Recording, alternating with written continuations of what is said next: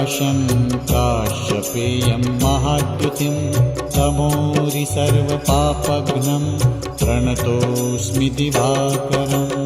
ॐ ह्रां ह्रीं ह्रौं सः सूर्याय नमः। ॐ ह्रां ह्रीं ह्रौं सः सूर्याय नमः। जपाकुसुमसङ्काशं